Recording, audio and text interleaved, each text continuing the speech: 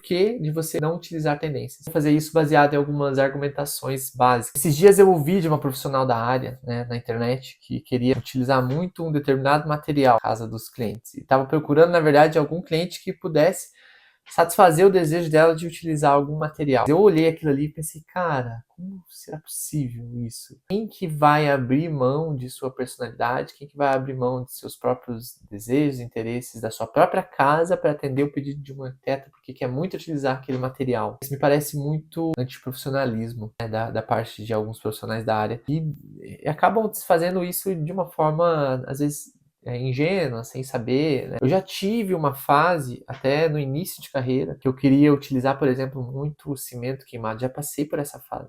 Eu queria ver quem aceitava eu fazer um projeto com cimento queimado. E eu queria muito, uma vez eu tinha visto aquela lousa preta, né? Então eu queria muito utilizar um projeto de lousa preta para fazer. E eu consegui um cliente que a gente conseguiu fazer isso e depois passou. E daí eu fiquei pensando assim, cara, qual será o próximo material que eu vou utilizar, né? Qual será o próximo desejo que eu vou ter da parte de arquitetura para eu conseguir utilizar?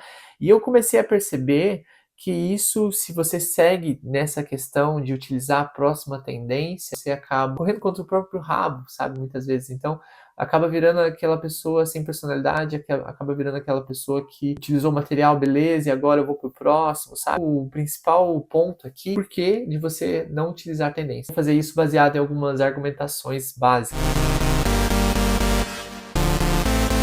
Se você não me conhece, eu sou o Pablo, sou arquiteto da Eixo Arquitetura, trabalho há 4 anos com arquitetura residencial. Trabalho mais ativamente no meu Instagram, né? Se você não me segue por lá, @Eixo Arquitetura. A rede social eu utilizo para falar muito do meu pensamento, né? Tendências, arquitetura temporal, como que você vai conseguir fazer sua casa de uma maneira mais simples, objetiva, bonita e funcional possível. Uma das questões que eu vou contra bastante é a questão da tendência. Por que que você vai utilizar a tendência na sua casa? Primeiro de tudo, né? Eu acredito que a sua casa ela tem que ter a sua personalidade. Esse é um dos pontos mais importantes. Então, se você faz a sua casa com a sua personalidade, você não corre o risco de você querer trocar. E aqui tudo vai tendenciar a uma arquitetura temporal, aquilo que vai durar ao longo do tempo, tá? Se você faz uma arquitetura que você realmente pensa naquilo que você quer fazer, você consegue ter isso. Por exemplo, uma vez uma cliente me falou assim, Pablo, eu quero muito utilizar elementos indígenas. Eu acho que tem tudo a ver com o que eu gosto, que eu acredito, tudo mais. Eu quero utilizar isso na decoração da casa. Falei, perfeito. Por que não a gente então faz uma base neutra, né? Que é a gente utilizar as cores neutras para fazer piso, teto, marcenaria, toda a questão mais básicas da casa. E a gente vai entrando com essa parte que você quer utilizar, os elementos indígenas, né? Arco e flecha e tudo mais, um quadro ou outro. A gente vai entrando com isso na decoração.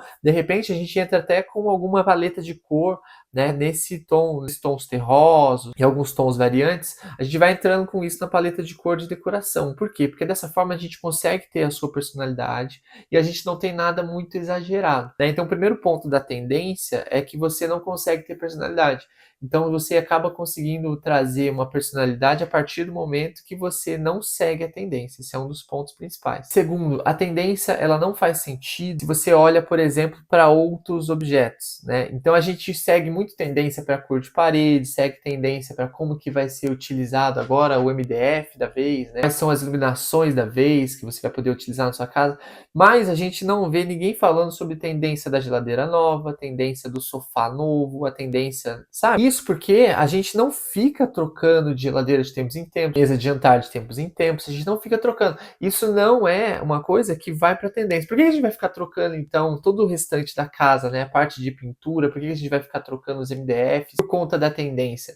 Eu acredito que se você utilizar realmente uma casa que ela faça sentido com a sua personalidade, parar para pensar que todos os outros elementos da sua casa você não está seguindo tendência, porque realmente não faz sentido, a gente consegue trazer isso também para a cor das pinturas de parede, por exemplo, para os MDFs, que é o que eu estou utilizando aqui como base de referência. Dessa forma, você vai ver algo que faça sentido para você e algo que faça sentido ao longo do tempo, né? Então você consegue começar a ter uma casa muito mais coerente. O terceiro ponto é que as tendências costumam ser disruptivas. Eu acredito que se você utilizar uma tendência que é muito disruptiva, acaba que você vai para um caminho que pode não ser atemporal, pode não durar ao longo do tempo. Exemplo, ripado é uma tendência que vem aí de uns anos e tem se intensificado, muita gente já não tem gostado mais de utilizar, mas tem se intensificado ainda. Ele vem contra esses painéis aqui, ó, mais lisos, um charme a mais, não sei qual foi a ideia exatamente. Mas o ripado, muita gente que já tem na sua casa tem percebido que é mais difícil de limpar. Imagina você limpando ripa por ripa. Aqui é muito trabalhoso, né? Então ele não cumpre aspecto funcional. A parte da beleza, ela é enjoativa, porque você acaba vendo aquela quantidade de ripas várias vezes. Às vezes está num painel de entrada da sua casa. Às vezes está no painel de TV que você assiste todo dia ali. Isso vai enjoando, sabe? Porque é muita informação. Então, muitas vezes, se você utilizar de algo muito disruptivo, aquilo traz muita informação, sabe, para sua casa, para um elemento que às vezes não precisava. Então, por exemplo, eu vou citar o meu próprio cenário aqui. Eu tenho um elemento principal que ele vai marcar a minha logo, né? Então, ele está na madeira. E todos os outros painéis, eles são brancos. Por quê? Porque eu estou dando ênfase naquilo que precisa de ênfase. O resto, ele pode ser só um complemento da casa, entende? Se você utilizar isso como base para sua casa, você acaba conseguindo ser muito mais efetivo, você acaba conseguindo ser mais funcional e você vai para elementos mais básicos, que é o ponto que eu mais acredito assim, para você não seguir tendência. O último ponto, seja básico. Por que eu estou falando isso? Porque você vai sempre economizar mais, você vai conseguir ser mais funcional e você vai conseguir ter um custo-benefício mais inteligente. Vou trazer de volta o ripado. Por que eu não considero o ripado algo atemporal? Porque o ripado, ele vai ser muito caro para fazer, muito mais caro do que um painel liso como esse. E daí tem a questão da limpeza, tem a questão da funcionalidade que eu já falei. E se a gente soma todos esses pontos, a gente vai ver que o custo-benefício é realmente fazer um painel liso. Ou, às vezes, não ter nem painel. A gente tem feito uns projetos agora de sala de estar,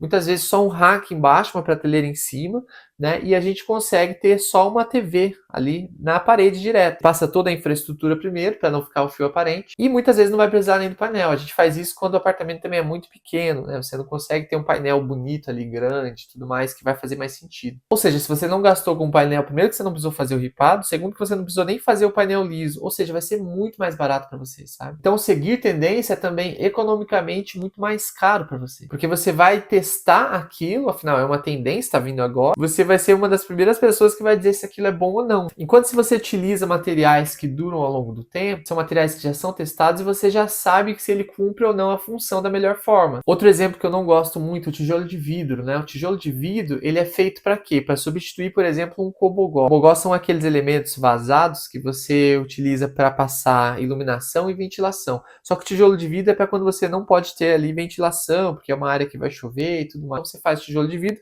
você tem a luminosidade, mas você não tem nada que vai ultrapassar ali. Porque ele é mais caro para você comprar, porque você vai ter que comprar por unidade, cada unidade ali vai sair bem caro, você vai precisar de bastante para preencher. E aquilo que cumpre a função, a forma mais básica e simples de ser um anteparo para você conseguir ter uma luminosidade, é simplesmente um painel com um vidro leitoso. Vai ser muito mais barato para você fazer, muito mais prático. Você não tem as emendas ali, sabe? Que vai ser muito menos enjoativo ao longo do tempo.